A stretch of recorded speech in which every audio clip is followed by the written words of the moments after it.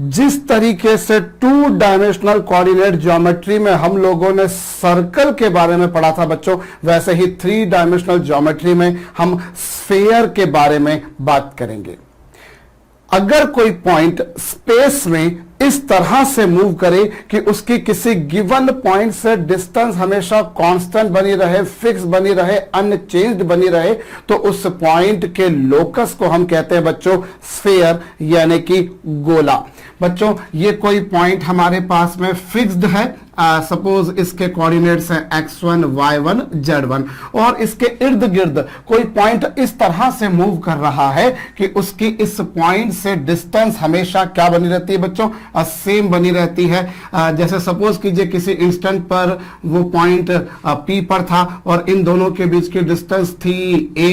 अब ये पॉइंट यहां से चलकर किसी इस पोजीशन पर आ गया और ये डिस्टेंस वही बनी रही, यानी कि A। फिर बच्चों ये पॉइंट यहां से चल के कहीं यहां आ गया और फिर से वो डिस्टेंस जो बनी रही बच्चों वो A ही बनी रही। अब ये पॉइंट यहां से चल के सपोज कीजिए कहीं यहां आ गया, लेकिन ये जो डिस्टेंस है इसकी इस फिक्स्ड पॉइंट C से वो कांस्टेंट बनी रही, वो सेम बनी रही। तो इस पॉइंट के लोकस को हम क्या कहेंगे बच्चों, स्फीयर, यानी कि गोला। हमारे पास में ये कोई पॉइंट है, अब इसके इर्द गिर्द कोई पॉइंट मूव कर रहा है। सर्कल में भी आपने यही देखा था, लेकिन सर्कल में क्या था, वो पॉइंट एक ही प्लेन में मूव करता था, बट यहां पर वो पॉइंट ऐसे मूव कर रहा है, वो ऐसे मूव कर रहा है, वो ऐसे मूव कर रहा है। पॉइंट स्पेस में पूरे के पूरे स्पेस में मूव कर रहा है, लेकिन इस कंडीशन को फॉलो करते हुए कि इसकी इस फिक्स्ड पॉइंट से डिस्टेंस कांस्टेंट बनी रहती है, सेम बनी रहती है, अनचेंज्ड बनी रहती है, तो उस पॉइंट का जो लोकस होगा बच्चों वो स्फीयर कहलाएगा, वो गोला कहलाएगा। हमारे पास में एक ऐसा स्फीयर है जिसका सेंटर है x1 y1 z1 और जिसकी रेडियस है a। हमें बच्चों इसकी इक्वेशन बतानी है, तो हम एक काम करते हैं, इस पर रैंडमली कोई पॉइंट कंसीडर कर लेते हैं जिसके कोऑर्डिनेट्स मैंने क्या मान लिए बच्चों, x y z। मैंने स्फीयर पे कोई पॉइंट कंसीडर कर लिया बच्चों जिसके कोऑर्डिनेट्स मैंने क्या सपोज कर लिए, x y z। अब उस पॉइंट और इस पॉइंट के बीच की डिस्टेंस क्या होगी, distance between these two will be x2 minus x1 का स्क्वायर, y2 माइनस y1 का स्क्वायर, और क्या बच्चों z2 माइनस z1 का स्क्वायर इज इक्वल टू क्या होगा बच्चों, a। बिकॉज इन दोनों के बीच की डिस्टेंस के बारे में बात की जाए तो वो डिस्टेंस फार्मूला लगेगा, और वो डिस्टेंस कितनी है बच्चों, a। भाई आपने स्फीयर पे कोई रैंडम पॉइंट कंसीडर कर लिया, कोई जनरल पॉइंट कंसीडर कर लिया जिसके कोऑर्डिनेट्स आपने सपोज क्या कर लिए, x y z, और इसके बीच की जो डिस्टेंस होगी वो डिस्टेंस फार्मूला से आएगी, और वो डिस्टेंस कितनी बनी हुई है, वो कांस्टेंट बनी हुई है, let that distance is a। सो यहां अगर आप स्क्वायर कर देंगे तो आप क्या पाएंगे बच्चों, x माइनस x1 का square plus y minus y1 का square plus z minus z1 का स्क्वायर इज इक्वल टू क्या होगा बच्चों, a square। So this is the equation of a sphere. This is equation of a sphere whose center coordinates are x1 y1 z1 and whose radius is a। बच्चों ये हमारे पास एक गोले की समीकरण आ गई, एक ऐसे गोले की समीकरण जिसका केंद्र के निर्देशांक x1 y1 z1 और जिसके त्रिज्या बच्चों a है, तो ये उसकी इक्वेशन होगी। नोट डाउन जरूर कर लीजिएगा, एक सिंपल सी प्रॉब्लम हम लोग कर लेते हैं। Determine equation of a sphere whose center coordinates are -2, 1, -2। Determine equation of a sphere, coordinates of whose center are this and this and whose radius is 5 units, जिसके त्रिज्या 5 इकाई है। वीडियो को रोक करके कीजिएगा, तो बड़ा सिंपल सा काम होगा बच्चों। आप x1 की जगह पर -2 रख देंगे, y1 की जगह पर आप 1 रख देंगे और z1 की जगह पर आप -2 रख देंगे, और is equal to this. So this is the equation of the sphere. ये हमारे पास वो गोले की समीकरण आ गई, एक ऐसे गोले की समीकरण आ गई जिसके केंद्र के निर्देशांक -2, 1 और -2 और जिसके त्रिज्या की लंबाई अब 5 इकाई है। हाँ, यहां पर x1 y1 z1 जो है बच्चों, फिर से मैं बोल रहा हूं सेंटर के कोऑर्डिनेट्स, और a जो है बच्चों वो उसकी रेडियस है। हम स्फीयर को कैसे डिफाइन कर सकते हैं, sphere is defined as the locus of a point which moves in space so that its distance from a given point always remains constant. That given point is centre of the sphere and that given distance is radius of this sphere. जो काम वहां किया था, वहां मतलब circle में, वही यहां करेंगे। बस वहां हम बार बार यही बोलते थे कि वो पॉइंट एक प्लेन में मूव करे, जबकि यहां पर स्पेस में मूव कर रहा है। एक और प्रॉब्लम लिखेगा बच्चों, determine equation of a sphere whose centre coordinates are -1 1 -1 and which passes through point 2 3, 4। बच्चों एक ऐसे गोले की समीकरण बताइए जिसके केंद्र के निर्देशांक ये और जो इस बिंदु से गुजरती वीडियो को रोक करके कीजिएगा। अभी क्या करेंगे बच्चों, यहां पर सेंटर के कोऑर्डिनेट्स क्या है, -1 1 -1, और वो स्फीयर कहां से पास हो रहा है बच्चों, वो स्फीयर पास हो रहा है पॉइंट 2 3 4 से। तो यहां क्या करेंगे, इन दोनों के बीच की जो डिस्टेंस होगी बच्चों वो रेडियस होगी। अभी रेडियस क्या होगी, रेडियस होगी बच्चों इन दोनों के बीच की डिस्टेंस, तो वो x2 - x1 का स्क्वायर प्लस y2 - y1 का स्क्वायर प्लस z2 - z1 का स्क्वायर, ये रेडियस होगी। बच्चों रेडियस क्या होगी, distance between centre and any point on the surface of the sphere will be radius of the sphere. So ये आपके पास में रेडियस आएगी बच्चों। 3 का स्क्वायर मतलब 9 और 4 13 और 25, 13 और 25 हो जाएंगे साहब 38। प्रोबेबली मैंने सही करा, ये 9 हो गया, ये 4 हो गया, बिल्कुल ठीक बात है। 13 plus 25 √38। So equation of sphere क्या होगी बच्चों, x माइनस ये प्लस y माइनस ये प्लस ये आ जाएगा बच्चों, और इज इक्वल टू क्या आएगा, √38 का square. So this is what, this is the equation of the sphere. Hope you have understood. एक और सवाल कीजिएगा बच्चों, determine equation of a sphere whose center coordinates are 2 0 2, whose center coordinates are 2 0 2 and which touches 2x minus 6y plus 3z plus 10 is equals to 0। उस गोले का समीकरण ज्ञात कीजिए जिसके केंद्र के निर्देशांक ये हैं और जो इस समतल को स्पर्श करता है। वीडियो को रोक करके कीजिएगा। देखिए अभी यहां पर क्या है, आपको ये स्फीयर बताना है जिसके सेंटर के कोऑर्डिनेट्स आपके पास में हैं और वो इस प्लेन को टच कर रहा है। प्लेन को टच कर रहा है तो लाजमी बच्चों ये जो डिस्टेंस होगी this will be equal to the radius of this sphere. Distance between centre and this plane, ये प्लेन उसको स्पर्श कर रहा है, उसे टच कर रहा है, तो इन दोनों के बीच की जो डिस्टेंस होगी बच्चों वो रेडियस के बराबर, उसके समान, उसके इक्वल होगी ही सही। सो क्या होगा बच्चों, x की जगह पर ये रख दिया, y की जगह पर ये रख दिया, z की जगह पर ये रख दिया, प्लस 10 और अपॉन में क्या बच्चों, अपॉन में under the root of 2 square plus 6 square plus 3 square. Simplify कर लेंगे, आपके पास में रेडियस आ गई बच्चों। स्फीयर की इक्वेशन होगी x माइनस 2 का whole square plus y minus 0 का whole square plus z minus 2 का whole square is equals to जो भी रेडियस वहां पर आई है वो यहां रख देंगे, आंसर आ जाएगा बच्चों। कर लीजिएगा वैसे ही सम सारे जैसे आपको स्फीयर सर्कल में करने को मिले थे। अगला सम और कीजिएगा बच्चों, determine equation of a sphere centre coordinate जिसके आपको गिवन है बच्चों -1 1 -2, whose center coordinates are this and this as you can see over the board, and which intercepts a circle on following which intercepts a circle of radius 5 units, which intercepts a circle of radius 5 units on given plane। कीजिए साहब, video को रोक करके कीजिएगा। Repeat, determine equation of a sphere whose center coordinates are this and which intercepts a circle of radius 5 units on the given plane। बच्चों video को रोक करके स्वयं से जरूर कीजिएगा।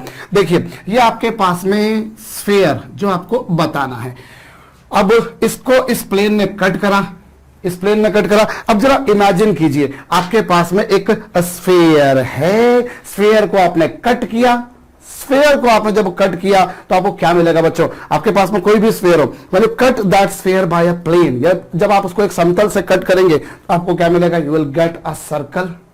आपको क्या मिलेगा बच्चों, एक सर्कल मिलेगा, और उस सर्कल की रेडियस आपको दे रखी है कितनी बच्चों, ये स्फीयर है। और जब आपने इसको एक प्लेन से कट करा, जैसा कि आप ये देखिए ये प्लेन से कट करा, तो यहां आपको जो मिलेगा वो क्या मिलेगा बच्चों, you will get a circle. आपको एक सर्कल मिलेगा। क्यों मिलेगा भाई, ये स्फीयर था, इस स्फीयर को कट किया, जब आपने स्फीयर को कट किया you will get a circle naturally. ये आपको एक सर्कल मिलेगा बच्चों, और इस स्फीयर का जो सेंटर है वो -1 1 -2 होगा। ये लीजिए सेंटर, यहां से परपेंडिकुलर ड्रॉप किया प्लेन पर, तो ये m आ गया और ये a, ये लीजिए। अब क्या करेंगे, अब आप CM के बारे में अगर बात करें तो CM क्या होगा बच्चों, इस पॉइंट से इस प्लेन की डिस्टेंस निकालिए। सो डिस्टेंस जो आएगी बच्चों वो कैसे निकलेगी, x की जगह पर x1, y की जगह पर y1, z की जगह पर z1, ये लीजिए, और अपॉन में क्या, √3 स्क्वायर प्लस 4 स्क्वायर प्लस 12 का स्क्वायर, ये आपके पास में आ गया। देखिए क्या हुआ, हमने क्या करा, ये जब स्फीयर को जब प्लेन ने कट करा तो वहां पर क्या नजर आया आपको, सर्कल, आपको सर्कल नजर आया। अब क्या होगा, x की जगह पर x1 रखा, y की जगह पर y1, z की जगह पर z1, ये और अपॉन दिस, ये हो चुका। अब आप इसको सिंप्लीफाई कीजिए तो ये क्या होगा बच्चों, व्हाट इज दिस, ये -3 -4 -7 और -24, -7 और -24 -31 और -1 -32 का √32 होगा और अपॉन में 13 होगा। So this is what, this is CM, that is the perpendicular distance of the centre from the given plane. केंद्र की समतल से लंबवत दूरी आ गई। कैलकुलेशन सही नहीं हो तो उसको आप रेक्टिफाई कर लीजिएगा। तो ये आपके पास में CM आ गया। और आपको क्या बोला बच्चों, ये जो सर्कल जो इंटरसेप्ट हुआ इसकी रेडियस है 5 यूनिट्स, दिस इज 5, मतलब ये AM जो है वो 5 है। अब आपको जब स्फीयर की इक्वेशन निकालनी है, when you want to determine the equation of the sphere, then what exactly you want to do, आपको स्फीयर का सेंटर पता होना चाहिए, जो कि माशाल्लाह प्रॉब्लम बनाने वाले ने दे रखा, वो तो आपको करना नहीं पड़ा, लेकिन आपको स्फीयर की रेडियस भी चाहिए थी। सो यदि आप देखें तो you can see over here, this is a right angle triangle, एक समकोण त्रिभुज बन रहा है। समकोण त्रिभुज की त्रिज्या पाइथागोरस थ्योरम से निकलेगी बच्चों आपके पास में CM जो है वो है 32/13 का स्क्वायर और ये 5 square. So this is what, ये radius. So equation of sphere क्या होगी, आपके पास में x माइनस ये, y माइनस ये, और ये आपके पास में ये रहा बच्चों, ओ सॉरी +2 आ जाएगा, और उसके बाद में क्या, ये आंसर। बच्चों सिंपल सी बात है, आपको स्फीयर की इक्वेशन चाहिए तो स्फीयर का सेंटर चाहिए, स्फीयर की रेडियस चाहिए, सेंटर दे रखा, रेडियस नहीं दे रखी। और स्फीयर को जब प्लेन ने कट करा तो आपको एक सर्कल मिलेगा। आप इमेजिन कर सकते हैं, आपने स्फीयर के सेंटर से उस प्लेन की डिस्टेंस निकाली, वो CM आई, उस सर्कल की रेडियस आई पाइथागोरस थ्योरम से। इस तरह के क्वेश्चन हमने सर्कल में भी किए थे, वहां पर लाइन कट करती थी सर्कल को, वहां पर सर्कल को लाइन कट करती थी, जहां लाइन कट करती थी वहां पर कॉर्ड बनती थी, वहां पर जीवा बनती थी, यहां पर सर्कल बन रहा है क्योंकि प्लेन ने 3D बॉडी स्फीयर को कट किया है। बिल्कुल वैसी की वैसी मोनोटोनस किस्म की प्रॉब्लम बन रही है, कोई नई बात हमने यहां पर नहीं देखी। चलिए, सो ये हमने देखा बच्चों एक ऐसा स्फीयर जिसका सेंटर के कोऑर्डिनेट्स बताओ, जिसकी रेडियस बताओ, उसकी इक्वेशन कैसे निकाली जाती है। अब सपोज कीजिए कि आपके पास में कोई स्फीयर की इक्वेशन आपको निकालनी है और जिसके किसी डायमीटर के एंड्स आपको गिवन है, और जिसके डायमीटर के एंड्स आपको गिवन है बच्चों x1 y1 z1 और x2 y2 z2। और हमको क्या करना है, हमको यहां पर स्फीयर की इक्वेशन निकालनी है। हमें क्या करना बच्चों, स्फीयर की इक्वेशन निकालनी, जिसके केंद्र आपको व्यास के सिरे दे रखे हैं। तो कैसे करेंगे हम, इस तरह से कैसे करेंगे बच्चों, इस पॉइंट को हम नाम दे देते हैं A, इसको नाम दे देते हैं B, और स्फीयर की सरकमफेरेंस पर कोई पॉइंट कंसीडर कर लेते हैं P। लेट मी सपोज कि स्फीयर की सरकमफेरेंस पर कोई पॉइंट क्या है बच्चों, P है। अब जरा गौर कीजिए, मैंने कोई पॉइंट कंसीडर कर लिया जिसके कोऑर्डिनेट्स मैंने सपोज कर लिए बच्चों x, y और z। अब जरा गौर कीजिए, अब आपके पास में ये डायमीटर के एंड्स हैं, आपको स्फीयर की इक्वेशन निकालनी है, तो स्फीयर पे कोई रैंडम पॉइंट P कंसीडर कर लिया। अब यदि बच्चों आप DRS निकालते हैं AP के, if you determine direction ratios of AP, तो क्या होंगे डायरेक्शन रेशियोज, इसके डायरेक्शन रेशियोज होंगे x minus x1, y minus y1 और z माइनस z1 के रेशियो में। ये AP के DRS आ गए। इसी तरह से BP के डायरेक्शन रेशियोज क्या होंगे बच्चों, वो होंगे x2 minus x1, y2 minus y1 और z2 minus z1। So these are the direction ratios of AP, these are of BP। ये आ गए आपके पास में। और हम एक बात जानते हैं कि सर्कल का जो डायमीटर होता है ना, वो उसकी सरकमफेरेंस पर राइट एंगल 90 डिग्री का एंगल सबटेंड करता है? जो डायमीटर है वो उसके सरकमफेरेंस पे कितना एंगल सबटेंड करता है बच्चों, 90 डिग्री का समकोण बनाता है। और अगर वो समकोण बना रहा है तो वो सर्कल में ही नहीं, वो स्फीयर में भी होगा। तो हम कह सकते हैं कि यहां पर AP is perpendicular to BP, और अगर दो लाइंस जिनके डायरेक्शन रेशियोज आपको पता हैं वो अगर म्यूचुअली परपेंडिकुलर हैं तो स्थिति में क्या होता है, उस स्थिति में एक सिंपल सी सिचुएशन लगती है जो 3D में लगातार आप पढ़ जा रहे हो। A1 A2 plus B1 B2 plus C1 C2 equals to 0 where A1 B1 C1 and A2 B2 C2 are direction ratios of two mutual perpendicular lines. So AP के डायरेक्शन रेशियोज और BP के direction ratios तो क्या हो जाएगा बच्चों, A1 A2 B1 B2 और क्या बच्चों C1 C2, ये लीजिए A1 A2 plus B1 B2 plus C1 C2 is equals to 0। तो ये आपके पास में आ गया। So this is the equation of a sphere and of whose diameter are given to मी।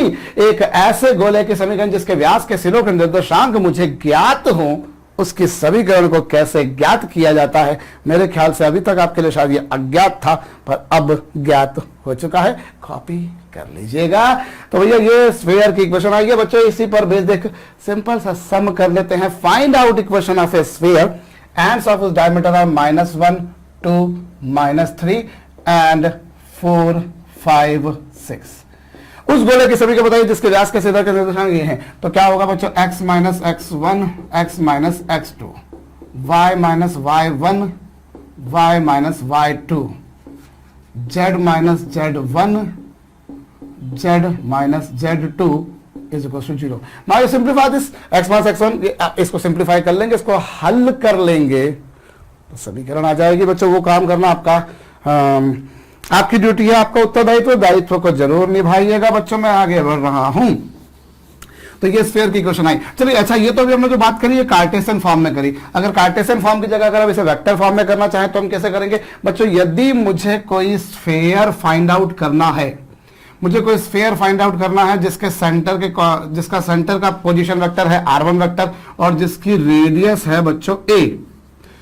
यदि मुझे किसी स्फीयर की इक्वेशन निकालनी है जिसके सेंटर का पोजीशन वेक्टर क्या है r1 वेक्टर और जिसकी रेडियस क्या है a, तो हम क्या करेंगे, इसके सरफेस पर कोई पॉइंट कंसीडर कर लेंगे जिसका पीवी हम ये मान लेंगे। तो इन दोनों के बीच की डिस्टेंस, ये c है ये p है, तो इन दोनों के बीच की जो ये जो होगा cp क्या होगा बच्चों, cp यानी cp का मॉड, और cp का मॉड क्या होगा, r vector minus r1 vector होगा भैया। सीपी अगर देखा जाए तो वो क्या होगा, that is nothing but the modulus of CP vector. बच्चों किसी वेक्टर का मॉडुलस मतलब उसकी लेंथ होता है, सो वो ये होगा। और सीपी वेक्टर क्या होगा, PV of T minus PV of C, ये आएगा। और इज इक्वल टू क्या बच्चों, A. So this is what, ये आपके पास में एक ऐसे स्फीयर की इक्वेशन आई, ये आपके पास में एक ऐसे स्फीयर की इक्वेशन आई जिसके केंद्र का स्थिति सदिश ये है और जिसके त्रिज्या ये है।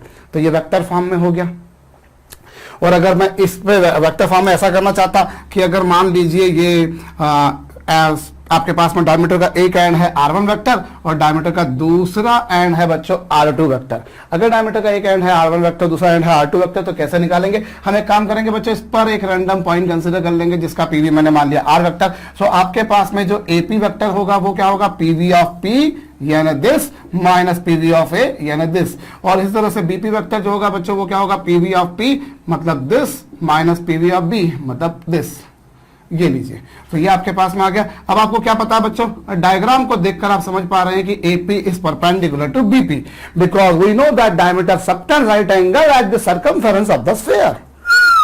तो वही लॉजिक लगाया। सो AP is perpendicular to BP, I can conclude that AP vector is perpendicular to BP vector, so that you can say the dot product is 0 because we know the dot product of two mutual perpendicular vectors is absolutely 0. So that you can say that this is nothing but r minus r1 vector dot r minus r2 vector is equals to 0. So ये आपके पास में आएगा, कर लीजिएगा। चलिए इसी पर बेस एक सम कर लेते हैं हम। हमें एक स्फीयर की इक्वेशन बतानी है, हमें एक स्फीयर की इक्वेशन बतानी है जिसके केंद्र का स्थिति सदिश है बच्चों -2i + 3j - 4k और जिसकी रेडियस है 5 units. Find out equation of a sphere centre PV is given by this and whose radius is this. So क्या होगा बच्चों, ये होगा आपके पास में r vector minus r1 vector, जैसा कि आपके पास में वहां लिखा हुआ है। सो ये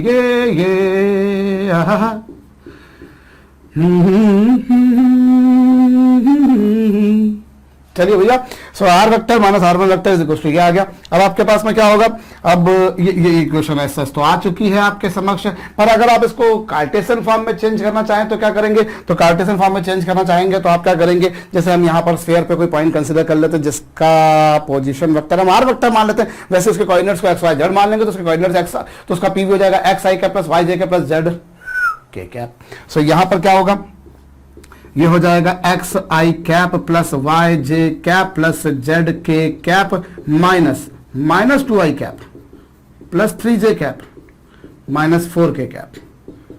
अब आप इसको सिंप्लीफाई कीजिए, जब आप इसको सिंप्लीफाई करेंगे तो इसका मॉडुलस देना एक्चुअली आपको, तो मॉडुलस कैसे निकलेगा, पहले तो आई को सॉल्व करेंगे, मॉडुलस कुछ ऐसे ही निकलता है बच्चों। किसी भी वेक्टर का मॉडुलस कैसे निकाला जाता है ये मुझे आपको बताने की जरूरत तो होना नहीं चाहिए, बट फिर भी ये आ चुका, दोनों तरफ स्क्वायर कर देंगे तो काम हो जाएगा। तो इस तरीके से how to convert vector form into Cartesian form, बिल्कुल सिंपल सी बात होती है। वेक्टर फॉर्म को अगर कार्टेशियन फॉर्म में चेंज करना तो उसका एक ही तरीका है। क्या तरीका है, आपको आर वेक्टर की जगह एक्स आई के प्लस वाई जे के प्लस जेड के कैप लिखना होता है, बस यही। This is the only method by which you are able to convert vector form into Cartesian form. इस तरीके से आ जाएगा बच्चों। ऐसे अगर डायमीटर के भी पीवी दे रखे हो तो तब भी आप कर लेते। चलिए एक सवाल हम कर ही लेते हैं। हमें कहा है determine equation of a sphere whose ends of one diameter are this and 2i plus j plus 4k, जिसके व्यास के सिरे ये दोनों है। करिएगा तो इक्वेशन क्या निकलेगी बच्चों, r minus r1 vector dot ला ला ला ला ला ला ला ला ला, ये आ जाएगा भैया। अब क्या होगा, आर वेक्टर माइनस ये हो गया minus i plus j minus 3k हुआ, और डॉट क्या बच्चों, r vector minus 2i plus j plus 4k।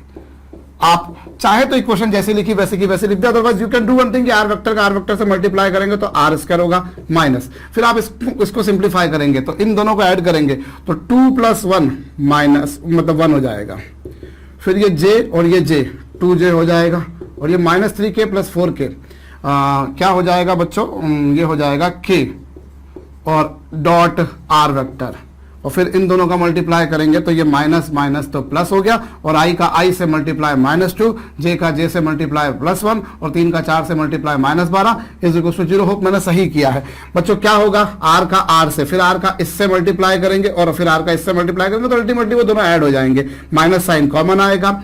अब 2i इंटू आर और माइनस आई इंटू आर बचेगा, i इंटू आर, फिर बचेगा j इंटू आर और फिर j इंटू आर, तो 2jr, और फिर हो जाएगा बच्चों क्या 4k इंटू आर और ये माइनस 3k इंटू आर, तो प्लस k बचेगा। तो ये इस तरीके से, और इसको और सिंप्लीफाई कर लेंगे। सो this is the equation of a sphere. एक ऐसे गोले की समीकरण आई है जिसके व्यास के सिरे आपको गिवन थे बच्चों, नोट डाउन कर लीजिएगा, कॉपी कर लीजिएगा।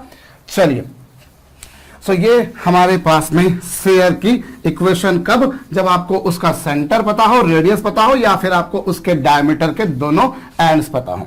आगे चले हम बच्चों, अब हम बात करें general equation of a sphere.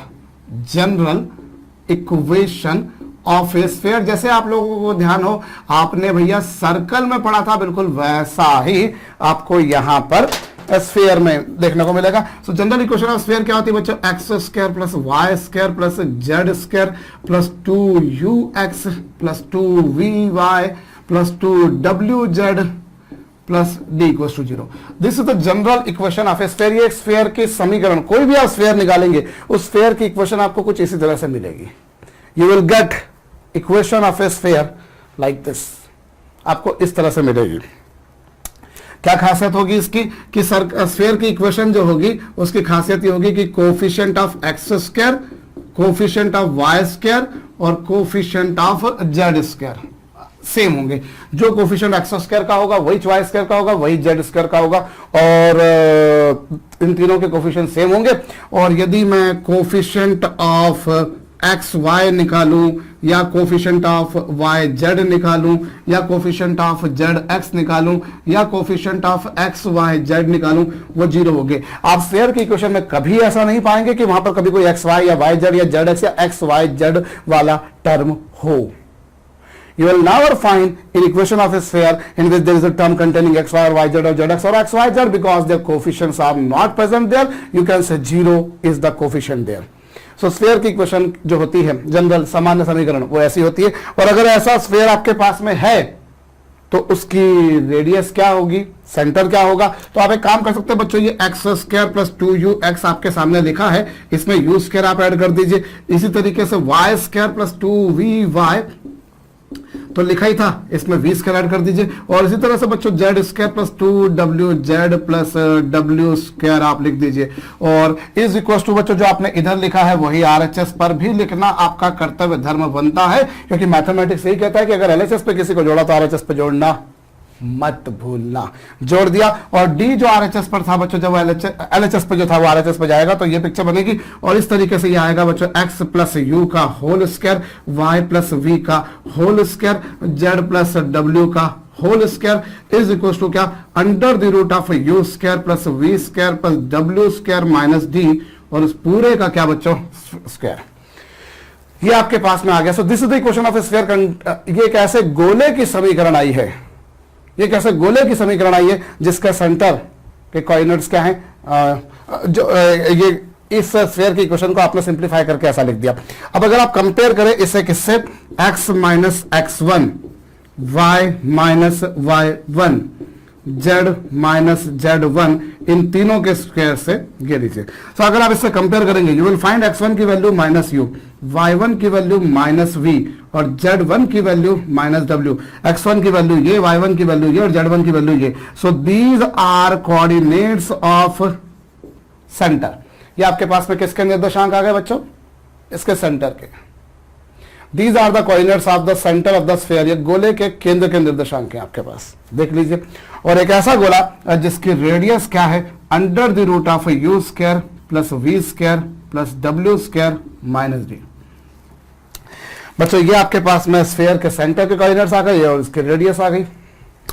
आपने दोनों तरफ यू स्क्वायर वी स्क्वायर डब्ल्यू स्क्वायर ऐड करा, डी को आरएचएस से एलएचएस से आरएचएस पे ले गए, और आपने फिर उसे इस फॉर्म से कंपेयर करा जो कि स्टैंडर्ड फॉर्म होती है, जिसमें सेंटर x1 y1 z1 होता है और रेडियस a होती है। उससे कंपेयर करा तो आपके पास में क्या आएगा, ध्यान कीजिए कुछ ऐसा ही सर्कल में भी आया था। तो सेंटर के कोऑर्डिनेट्स क्या है, माइनस माइनस यू।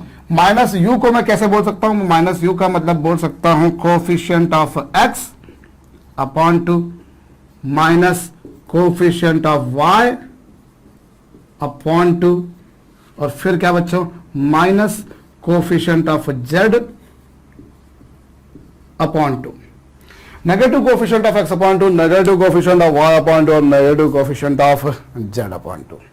भैया x का कोफिशिएंट क्या है, 2u, आगे माइनस लगाया 2 से डिवाइड किया तो माइनस u ही आएगा। वैसे 2v को माइनस लगाया आगे 2 से डिवाइड किया तो माइनस v आएगा। वैसे 2w के आगे माइनस लगाया 2 से डिवाइड किया तो माइनस w ही आएगा। तो these are the coordinates of the centre, और वो रेडियस है। चलिए जनाब, इसी पर बेस्ड एक आसान सरल सहज सा सम हम लोग कर लेते हैं। Determine centre and radius, coordinates of centre and radius of following sphere. बच्चों निम्न गोले के केंद्र के निर्देशांक और उसके त्रिज्या ज्ञात कीजिए।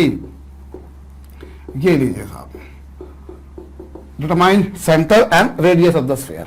अब आपको जब इसका सेंटर रेडियस बतानी है तो पहले तो ये देख लीजिए, वेरीफाई कर लीजिए, is this equation of a sphere, क्या ये गोले की समीकरण है। तो आप देख सकते हैं बिल्कुल गोले की समीकरण है। क्यों, क्योंकि x square y square z square तीनों के कोफिशिएंट सेम है, और चूंकि x y y z z x x y z है ही नहीं, मतलब उनके कोफिशिएंट जीरो है। तो yes, this is the equation of a sphere. But whenever we are willing to have the radius, we are willing to have the centre, then you people must be knowing कि centre के coordinates ये होते हैं precisely तब जब x square y square z square तीनों के coefficient 1 हो।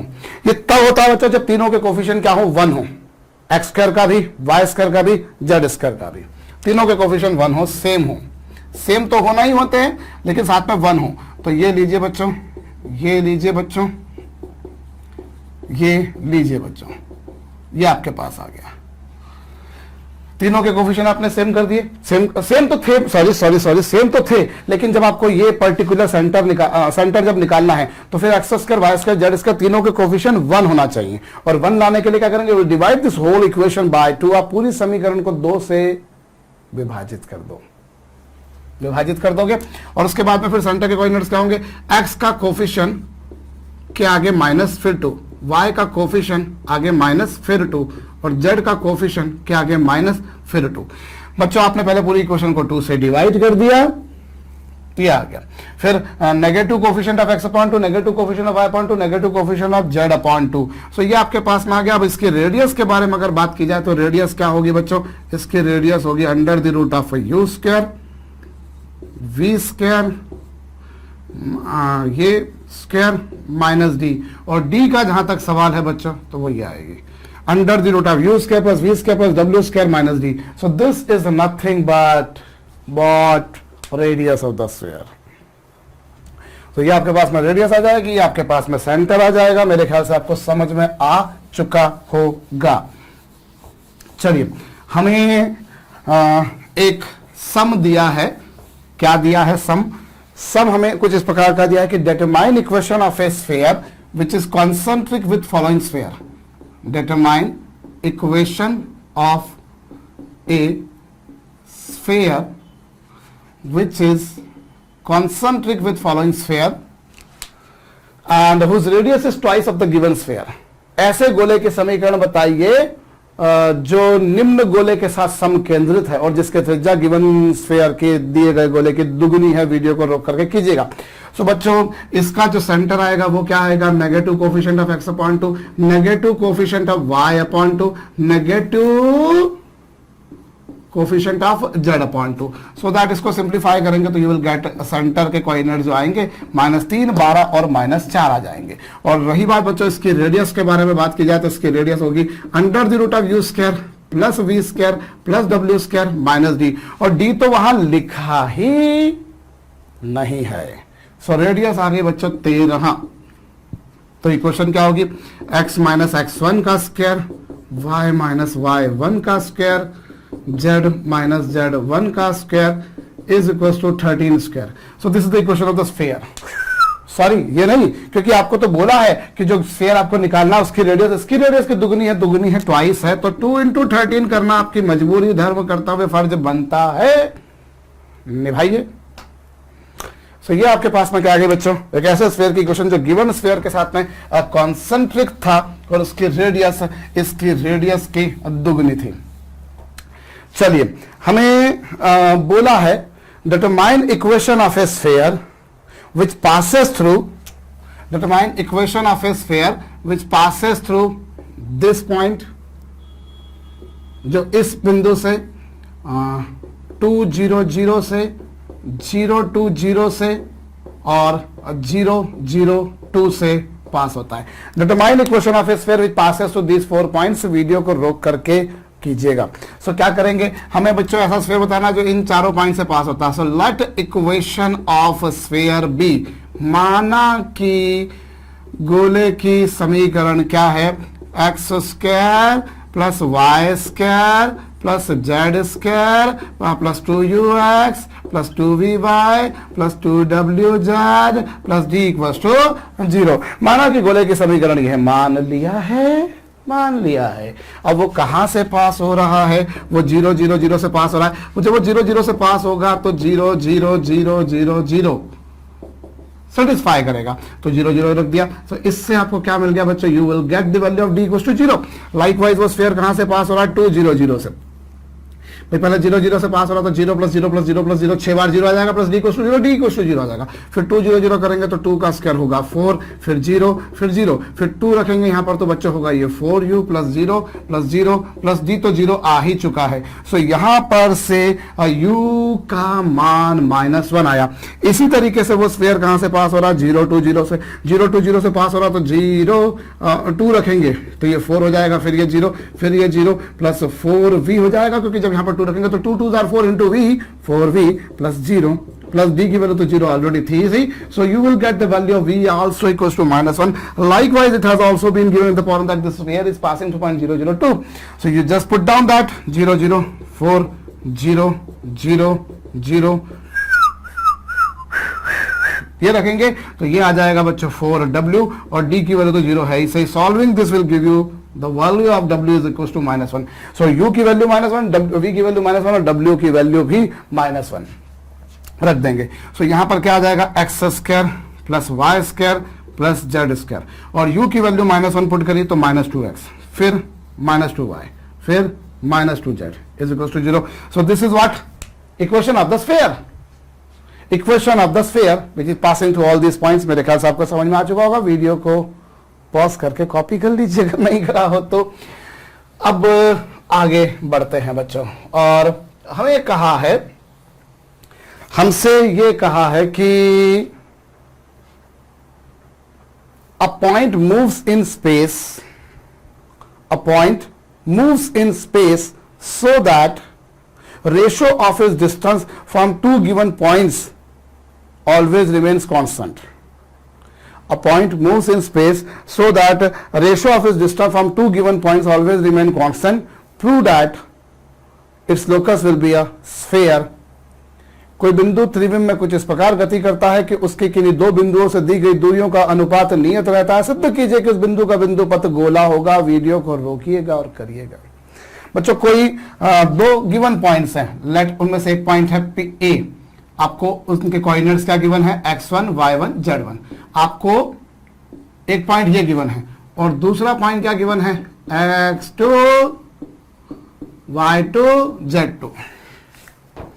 ये आपको पहला पॉइंट ये गिवन है, दूसरा पॉइंट ये गिवन है और कोई पॉइंट स्पेस में जो मूव कर रहा है मैंने उसके कोऑर्डिनेट्स ये मान लिए. अब आपको क्या गिवन है, आपको गिवन है कि उस पॉइंट P की इन दोनों गिवन पॉइंट से क्या गिवन है, इस पॉइंट P की इन दोनों गिवन पॉइंट से डिस्टेंस का जो रेशो है कांस्टेंट बना रहता है. तो P A upon P B equals to lambda है. तो भैया पी ए की वैल्यू मतलब पी ए का स्क्वायर बराबर आ जाएगा लेमडा का स्क्वायर इंटू पी बी का स्क्वायर. भाई स्क्वायर कर देंगे तो यही आएगा. सो पी ए स्क्वायर क्या होगा बच्चों, एक्स माइनस x1 का स्क्वायर y माइनस y1 का स्क्वायर. भाई पी ए क्या, ए और पी के बीच की डिस्टेंस लाजमी है वो ऐसी ही आएगी is equals to lambda square. और ये क्या होगा बच्चों, x माइनस x2 का स्क्वायर y माइनस y2 का स्क्वायर z माइनस z2 का स्क्वायर. अच्छा एक काम यहां पर हम कर सकते हैं क्या कि जैसे लेमडा एक कांस्टेंट है वैसे लेमडा स्क्वायर भी एक कांस्टेंट ही होगा. सो इस लेमडा स्क्वायर को एक नया कांस्टेंट हमने लेमडा मान लिया, या इसको जैसे सपोज कर लेते चलिए c मान लेते हैं, कांस्टेंट c है. सो ये हो जाएगा c स्क्वायर. तो सी स्क्वायर को मैंने लिख दिया लेमडा पी बी स्क्वायर. मैं लिख सकता हूं वेयर यहां पर लेमडा क्या है सी स्क्वायर. तो वो थोड़ा छोटा हो जाएगा और कुछ नहीं. यहां पर लेमडा का स्क्वायर भी लिख के करता तो भी कोई हर्ज वाली बात नहीं थी, लेकिन मैंने क्या करा, मैंने उसको थोड़ा छोटा कर दिया यार. लिखने में मुझे छोटा पसंद आता है. तो ये आपके पास में सी स्क्वायर, सी जो है वो भाई सी यहां पर क्या था, एक नियत राशि थी, एक अपरिवर्तित राशि थी, कांस्टेंट राशि थी. चलिए ये आ गया. अब आप इसको सिंप्लीफाई करेंगे तो ये एक्स स्क्वायर, इसका स्क्वायर खोल लीजिए, इसका स्क्वायर खोल लीजिए, एक्स स्क्वायर तो ये आ जाएगा 1 minus lambda plus y square 1 minus lambda plus z square 1 minus lambda. आपने x इधर स्क्वायर खोलेंगे, इधर भी स्क्वायर खोलेंगे, इन सबको इधर ले आएंगे तो ये पिक्चर बनेगी. आराम से आप इत्मीनान से हल करके देख लीजिए. फिर आपके पास में क्या होगा -2x और फिर ये क्या होगा x1 plus lambda x2 -2y y1 plus lambda y2 -2z z1 plus lambda z2 plus x1 square plus y1 square plus z1 square. ये आ गया आपके पास में माइनस लेमडा इंटू क्या x2 square plus y2 square plus z2 square. आराम से देख लीजिए भैया, मैं ये साइड में हट गया. मैंने सिंपल सा काम ये करा, पहले देखिए वो आपको आराम से एक एक स्टेप में आप कर सकते हैं कि पहले इसका स्क्वायर खोल लो, फिर लेमडा का अंदर मल्टीप्लाई कर दो, इधर भी स्क्वायर खोल दो, फिर आप सबको इधर लेकर आओगे। और जब एक्स स्क्वायर इधर भी होगा, एक्स स्क्वायर इधर भी होगा, लेकिन साथ में लेमडा भी होगा, इसलिए होगा। वाई स्क्वायर इधर भी होगा, इधर भी होगा, लेकिन साथ में लेमडा भी होगा, इसलिए हो गया। जेड स्क्वायर इधर भी होगा, उधर भी होगा, लेकिन साथ में लेमडा भी होगा, तो इसलिए इधर आ गया। और उसके बाद में क्या बच्चों, minus 2x(x1) minus 2x(x2) into lambda. Solve कर लिया, आराम से इत्मीनान से देख लीजिए यही आएगा। और अगर ये नहीं आ रहा है तो भी आप उसको मॉडिफाई कर सकते हैं, वैसे यही आ रहा है। अब क्या हो रहा है, चूंकि आप इस इक्वेशन में क्या पा रहे हैं, सिंस यू आर फाइंडिंग की coefficient of x square 1 minus lambda है, कोफिशिएंट ऑफ वाई स्क्वायर वो भी 1 माइनस लेमडा है, कोफिशिएंट ऑफ जेड स्क्वायर वो भी 1 माइनस लेमडा है। भाई एक्स स्क्वायर का, वाई स्क्वायर का, जेड स्क्वायर का, तीनों के कोफिशिएंट सेम है। पहली बात, तीनों सेम है। और अगली बात क्या, आप देख लीजिए कहीं पर भी एक्स वाई लिखा हुआ नहीं आ रहा, कहीं पर भी वाई जेड लिखा हुआ नहीं आ रहा, कहीं पर भी जेड एक्स लिखा हुआ नहीं आ रहा, और कहीं पर भी एक्स वाई जेड लिखा हुआ नहीं आ रहा। These all are equal to 0। ये सब 0 है, ये सब 0 है, अर्थात स्फीयर की इक्वेशन में ये इनमें से कोई ये टर्म नहीं आ रहा। और स्फीयर की इक्वेशन की कंडीशन क्या होती है, उसकी शर्त क्या होती है, उसकी शर्त होती भी यही है कि स्फीयर की इक्वेशन में x square, y square, z square के सभी के कोफिशिएंट्स सेम होते हैं। All of these coefficients are same, पहली बात। और दूसरी बात क्या होती है, x y, y z, z x और एक्स वाई जेड, इन सबके भी कोफिशिएंट सेम होते हैं माशाल्लाह, और सभी की वैल्यू 0 होती है। तो वही हो रहा है, इसलिए स्फीयर की इक्वेशन है। इस आधार पर बोल सकते हैं भाई हमको ये लिखना पड़ेगा ना, ऐसा, चूंकि ऐसा है, ऐसा है, ऐसा है, ऐसा है, ऐसा है, ऐसा है, ऐसा है, इसीलिए ये एक स्फीयर की इक्वेशन है, ये लिखना जरूरी पड़ेगा। बच्चों अगली प्रॉब्लम लिखिएगा, a point moves in space so that sum of squares of its distance from n given points always remains constant, prove that its locus will be sphere। यदि कोई बिंदु त्रिविम में कुछ इस प्रकार गति करता है कि उसकी n दिए गए बिंदुओं से दूरियों के वर्गों का योग नियत बना रहता है, तो उसका बिंदु पथ गोला होगा। सिद्ध कीजिए, करिए। बच्चों हमारे पास में n गिवन पॉइंट्स हैं। पहला point A1 x1 y1 z1, दूसरा पॉइंट है A2, क्या है x2 y2 z2। इसी तरीके से ये पॉइंट है AN xn yn zn, ये आपके पास है। ये n गिवन पॉइंट्स हैं। और कोई पॉइंट स्पेस में जो मूव कर रहा है उसको मैंने कुछ ऐसा मान लिया। भाई ये आपको n गिवन पॉइंट्स थे और आपको कोई आपने ऐसा पॉइंट मान लिया। और क्या गिवन है आपको, ये गिवन है कि इस पॉइंट की इन सभी से डिस्टेंस के स्क्वायर्स का सम क्या बना हुआ है बच्चों, कांस्टेंट बना हुआ है। ये कांस्टेंट बना हुआ है, हमें प्रूव करना है कि इस पॉइंट का लोकस स्फीयर होगा। मतलब हमें ये गिवन है कि PAI का स्क्वायर का सम, भाई A1 से डिस्टेंस निकाली, A2 से डिस्टेंस निकाली, A3 से डिस्टेंस निकाली, A4 से डिस्टेंस निकाली, माशाल्लाह सभी पॉइंट से डिस्टेंस निकाली। और उस सभी डिस्टेंस का जो सम है बच्चों वो क्या बना हुआ है, कांस्टेंट बना हुआ है, नियत बना हुआ है, अनचेंज्ड बना हुआ है। हमें क्या करना है, हमें उस स्फीयर की इक्वेशन निकालनी है, हमें प्रूव करना है कि वो लोकस स्फीयर होगा। सो बच्चों यहां आपके पास में जैसे आप करेंगे, सो PA1 की वैल्यू क्या होगी, वो कुछ x माइनस x1 का स्क्वायर, y माइनस y1 का स्क्वायर और z माइनस z1 का स्क्वायर। ये कौन सा होगा, ये आपके पास में होगा P और A के बीच की दूरी, ये इन दोनों के बीच की दूरी, under the root of x minus x1 under the root y minus y1 under the root z minus z1 का स्क्वायर, ये होगा। लेकिन आपने चूंकि स्क्वायर कर दिया इसलिए वो रूट हट गया, तो ये आ गया PA1।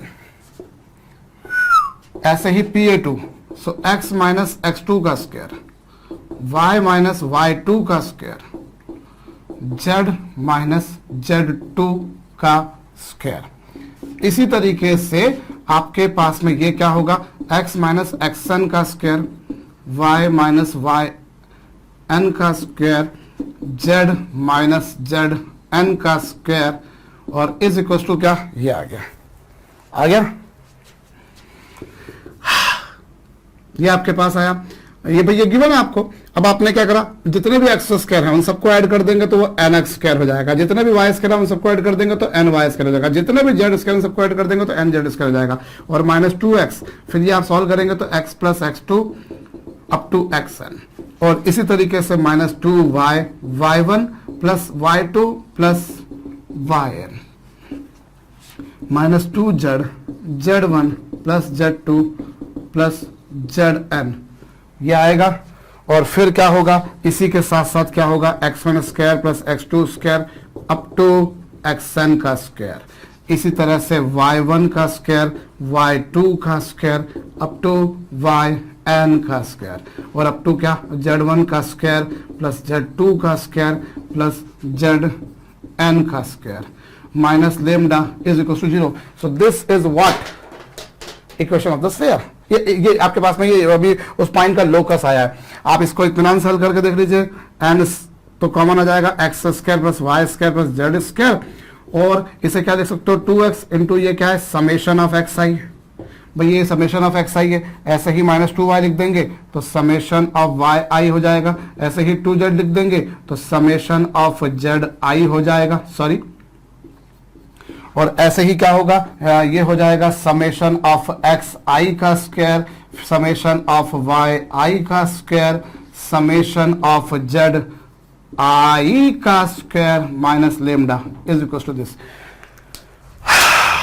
जरा चेक कीजिए, जब आप इसका आपने पहली वाली डिस्टेंस लिखी तो वो ये आई, दूसरी वाली लिखी तो वो ये आई, ऐसे nth लिखी तो वो ये आई। अब आप जब इसका स्क्वायर खोलेंगे तो x square plus x1 square plus -2x(x1), ऐसे यहां पर, ऐसे यहां पर, ऐसे यहां पर, सब बार एक्स स्क्वायर इधर आएगा, एक्स स्क्वायर इधर आएगा, एक्स स्क्वायर इधर आएगा, एक्स स्क्वायर इधर आएगा, एक्स स्क्वायर इधर आएगा, तो एक्स स्क्वायर कितनी बार ऐड हो गया, n टाइम्स। ऐसे ही वाई स्क्वायर इधर भी आएगा, वाई स्क्वायर इधर भी आएगा, वाई स्क्वायर इधर भी आएगा n टाइम्स। ऐसे जेड स्क्वायर इधर भी आएगा, जेड स्क्वायर इधर भी आएगा, जेड स्क्वायर इधर भी आएगा, सब तरफ हो जाएगा n जेड स्क्वायर -2x।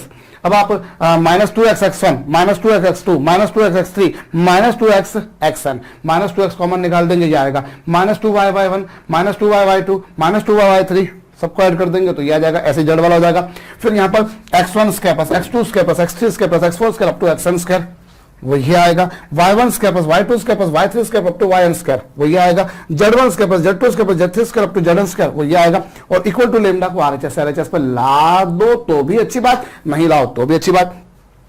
सो इन तीनों में से n कॉमन निकल कर आ गया, -2, इसको इतने पूरे को अपन समेशन एक्स आई लिख सकते हैं, इतने पूरे समेशन को summation y i, summation z i, और फिर बच्चों ये समेशन एक्स आई का स्क्वायर, समेशन वाई आई का स्क्वायर, समेशन जेड आई का स्क्वायर, और माइनस लेमडा है सही। अब आप क्या पा रहे हो, फिर वही किसी पिटी सी बात पा रहे हो कि ये जो लोकस आपके पास में आया है उसमें x square y square z square तीनों का कोफिशिएंट माशाल्लाह है ना सेम है, और इस इक्वेशन में इस लोकस में कहीं पर भी एक्स वाई या वाई जेड या जेड एक्स या एक्स वाई जेड नहीं आया, अर्थात ये सिद्ध होता है कि उस बिंदु का बिंदु पथ एक गोला होगा। Locus will be a sphere for the given condition. Note down कर लीजिएगा। एक और प्रॉब्लम कीजिएगा बच्चों, हमें यह कहा है कि अ स्फीयर इंटरसेक्स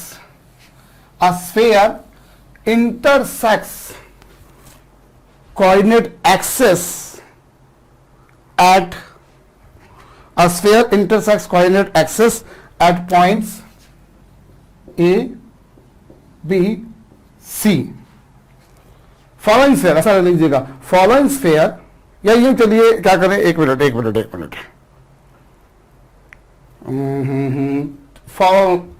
मैं क्वेश्चन को आपस से बोला हूं। A sphere intersects coordinate axis at point A, B and C, and sphere passes through origin, and if centroid of tetrahedron OABC is alpha, beta, gamma.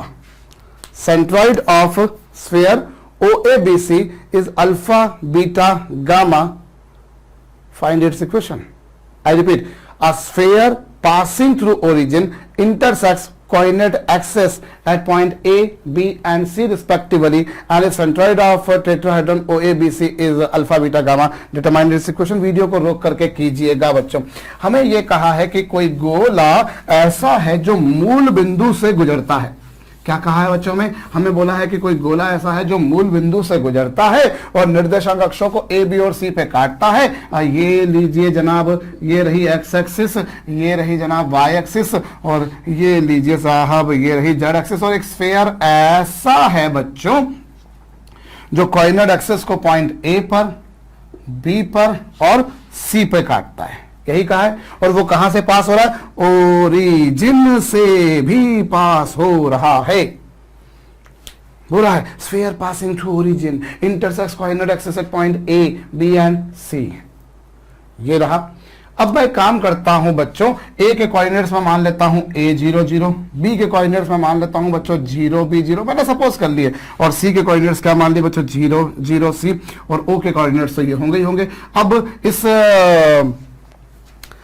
Sphere का जो ये जो टेट्राहेड्रॉन बनेगा, टेट्राहेड्रॉन कैसा बनेगा बच्चों? ये लीजिए बच्चों, ये लीजिए बच्चों, ये लीजिए। तो ये एक टेट्राहेड्रॉन बन गया भाई। यहां ये O था, फिर यहां पर A था, यहां पर B था और यहां पर C था। तो जब इन सबको ज्वाइन करेंगे तो ये टेट्राहेड्रॉन बन गया OABC। तो ये OABC का जो सेंट्रॉइड होगा वो क्या होगा? x1 plus x2 plus x3 plus x1 plus x2, और x2 की वैल्यू है A, plus x3 plus x4 upon 4, x1 plus x2 plus x3 plus x4 upon 4 is equal to, क्या बोला है आपको भाई? सेंट्रॉइड का कोऑर्डिनेट्स क्या होते हैं? x1 plus x2 plus x3 plus x4 by 4। Solving this ये आया। इससे a की वैल्यू कितनी आ गई बच्चों? 4 अल्फा। ऐसे ही y1 plus y2 plus y3 plus y4 upon 4, ये b इक्वल्स टू 4 बीटा। फिर z1 plus z2 plus z3 plus z4 upon 4, इससे c की वैल्यू आ गई बच्चों 4 गामा। होप आपको समझ में आया। x1 plus x2 plus x3 plus x4 by 4, y1 plus y2 plus y3 plus y4 by 4, z1 plus z2 plus z3 plus z4 by 4, ये आ गया। So you people have got the values of A B and C. आपके पास में A B और सी की values आ गई। अब इक्वेशन आपके पास में ये इक्वेशन आ गई बच्चों, आ गई। अब माना कि स्फीयर की इक्वेशन ये है भाई, आपको स्फीयर की इक्वेशन निकालनी है। तो स्फीयर की इक्वेशन मैंने सपोज कर ली। लेट मी सपोज स्फीयर की इक्वेशन ये आ चुकी बच्चों, आ गई। अब वो स्फीयर कहां से पास हो रहा है? पहली बात तो वो स्फीयर ओरिजिन से पास हो रहा है। चूंकि वो स्फीयर ओरिजिन से पास हो रहा है, इसलिए ओरिजिन के कोऑर्डिनेट्स इसको सेटिस्फाई करेंगे, और इस तरीके से डी की वैल्यू 0 आ गई। फिर वो कहां से पास हो रहा है? वो ए से पास हो रहा है, और ए के कोऑर्डिनेट्स क्या है? A00 जबकि ए की वैल्यू क्या है बच्चों? 4 अल्फा। तो 4 अल्फा करेंगे तो 16 अल्फा स्क्वायर प्लस 0, और यहां पे रखेंगे तो 8u आएगा। हाँ, ए की एक्स की जगह क्या रखेंगे? 4 अल्फा रखेंगे तो 4 इंटू 2 8 अल्फा यू प्लस बाकी सब 0 हो जाएगा। और इस तरीके से आपको u की वैल्यू कितनी मिलेगी? u की वैल्यू आपको मिलेगी -2 अल्फा। मेरे ख्याल से तो मैंने सही करा है। ऐसे ही v की वैल्यू निकालेंगे तो -2 बीटा, मेरे ख्याल से मैंने ये भी सही करा है। और w की वैल्यू निकालेंगे तो -2 गामा, मेरे ख्याल से मैंने ये भी सही करा है। So now you have got the values of u, v and w। है आपके पास में u, v और w की वैल्यूज आ गई। अब जो वैल्यूज आपके पास में आई हैं वो वैल्यूज आप यहां रख देंगे। मैं फिर से बोल रहा हूं, ए के कोऑर्डिनेट्स क्या होंगे? A00, और a क्या? 4 अल्फा। तो 4 अल्फा 0 तो 4 अल्फा का स्क्वायर ये होगा, ये 0 4 अल्फा इंटू 2 8 अल्फा u, उससे ये आ गया। सो ये जो वैल्यूज आई हैं आपके पास में रख देंगे, x square plus y square plus z square minus 4 alpha x minus 4 beta y minus 4 gamma z is equal to 0।